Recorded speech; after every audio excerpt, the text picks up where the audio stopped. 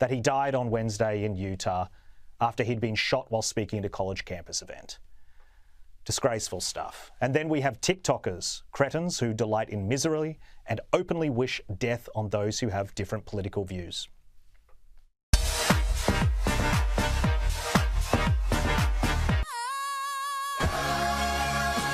I'm not saying she deserved it. Charlie Kirk's blood still warm, and the BBC sneers great guy in scare quotes. How sick is our media? Stick with us, Douglas Murray, 1T, let them bury the truth. Divisive figure, polarizing, lightning rod, whatever term you want to use. Why? Well, he's one of MAGA's most prominent voices online. He hosts a near daily podcast. He opines on almost everything. He's been very closely aligned with the president since his initial run for office in 2015, 2016. And his ties to Trump really elevated his own brand. He was really quite young as an activist when the president launched his initial campaign. And he has kind of ridden along with MAGA since 2016 and built up a massive, massive brand of his own. His group has brought in tons and tons of money. And, of course, there have been countless Democrat Party supporters tweeting out awful things, effectively saying that he deserved it. Now, you would expect this from nutjobs on the internet, but what about proper newsrooms? The BBC put the words "great guy" in quote marks here. Teen Vogue described him as far right. And look at this insane intro from the New York Times.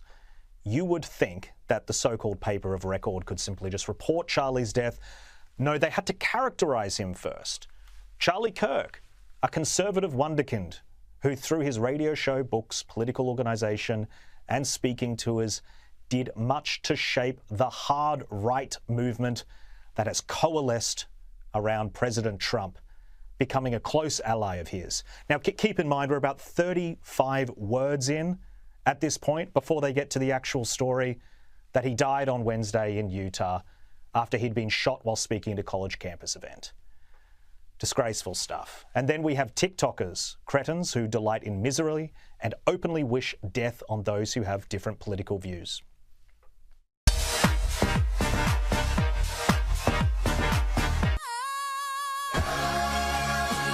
I'm not saying she deserved it, but I'm saying God's timing is always right. And goodness knows the wicked's lives are lonely.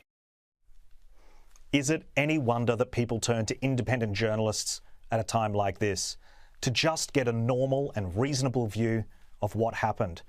And a credit to Megyn Kelly, who covered the news with grace and emotion. They're reporting that Charlie has died. That he's dead. At the age of 31.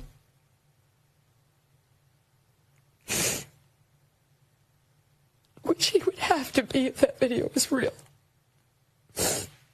There's no way he survived that. The only good thing is, it had to have happened quickly. I'm sick of watching the same double standard play out like clockwork.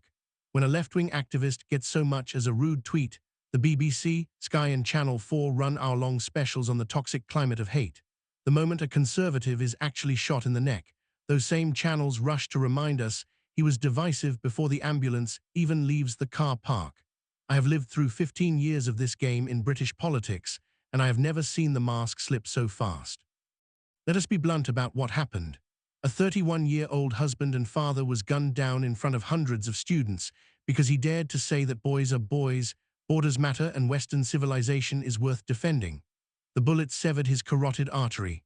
He bled out in minutes. Yet within half an hour, the same outlets that still call Joe Cox the Angel of Batley were using Charlie Kirk's corpse as a cue to lecture us on polarization. I refuse to accept that this is just bias. It is complicity. I have sat in the press gallery at Westminster for a decade. I have watched the lobby agree off the record that some voices are just too dangerous to platform. The same phrase "deplatform extremists" was repeated by Labour aides, Guardian columnists, and BBC producers at the same Portcullis House coffee queue. The only thing that changes is the definition of extremist. Yesterday, it was Tommy Robinson. Last month, it was Nigel Farage. Today it is a church-going American who sells hoodies that say Jesus saves. If we allow that elastic to keep stretching, tomorrow it will be you for liking a Reform UK tweet. The Utah shooter has not been named, but I have already seen the telltale linguistic gymnastics. Local man, firearm enthusiast, unclear motive. Compare that to the instant narrative when a Muslim stabs someone in Streatham or on London Bridge. Within 10 minutes, we are told mental health issues, lone wolf, nothing to do with Islam. Yet when the victim is a conservative, the media's first instinct is to imply he brought it on himself. I have the transcripts. MSNBC used the word divisive 4 times in the first 90 seconds after the shooting. The BBC put great guy in sneer quotes. The Guardian ran a sidebar reminding readers that Kirk once shared a platform with Victor Orb, and they might as well print a target on the back of every right-wing speaker who tour British universities, and spare me the hand-wringing about both-sidism. I was in Manchester when a Labour councillor tweeted the wrong kind of immigrant about a Jewish journalist. He kept his job. I was in Cardiff when a plaid Cymru MS liked a Facebook post that called Israeli soldiers Nazis. She apologised and kept her job. Yet when a young Conservative Association chairman in Sheffield retweeted a Dan Hannan post about free trade, he was suspended for Islamophobia. The hypocrisy is not accidental, it is strategic.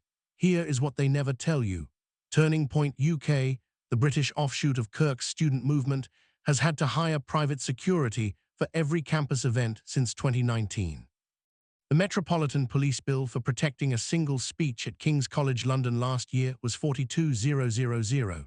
The student union refused to host it, so the organisers had to hire Church Hall in Southwark.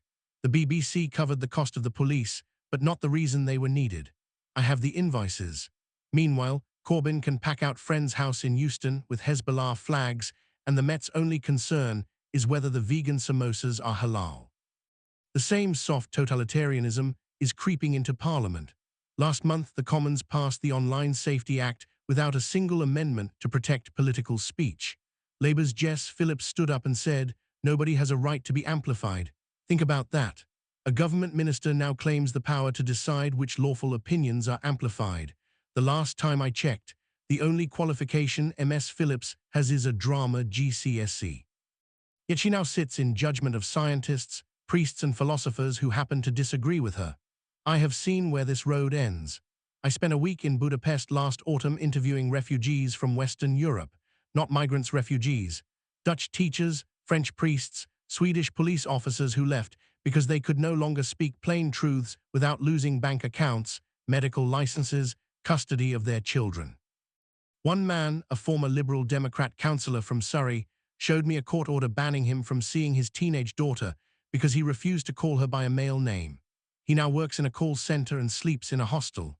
That is the future the British establishment wants dissidents reduced to penury, smeared and finally silenced.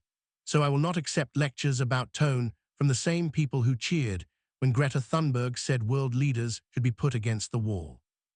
I will not apologize for pointing out that every single one of the Utah shooters' social media likes before they were scrubbed was for AOC, Bernie Sanders and the Young Turks.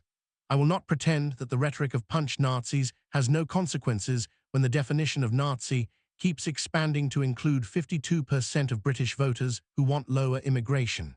Instead, I will do what the legacy media refuses to do. I will state the obvious. Charlie Kirk was murdered because he embodied 3 things the modern left cannot tolerate: a Christian who forgave his enemies, a nationalist who loved his country, and a populist who trusted ordinary people more than self-appointed elites.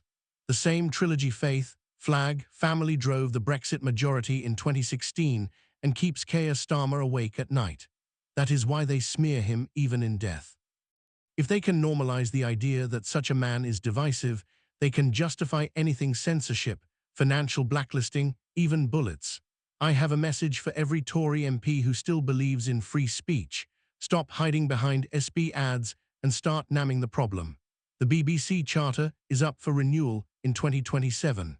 Ofcom already has the power to revoke broadcast licenses for systematic bias. The next Conservative leader, assuming the party survives, should pledge to withdraw all government advertising from any outlet that cannot balance the term divisive with beloved by millions in its first paragraph about a murdered Conservative. If that sounds drastic, Remember that the German constitution bans Nazi symbols not because they are offensive, but because they legitimized violence. By the same logic, any British channel that justifies political murder deserves no place on our airwaves. And to the activists who keep telling me words have consequences, I agree. That is precisely why I will keep using them. I will keep saying that marriage is between a man and a woman, that Britain is not a racist country, that Israel has a right to defend itself, that open borders are a disaster for working people. I will say it in print, on stage, on TikTok, in church halls, and if necessary, from the witness box. Because the moment we self-censor, the bullet wins. And I, for one, am not prepared to let that happen.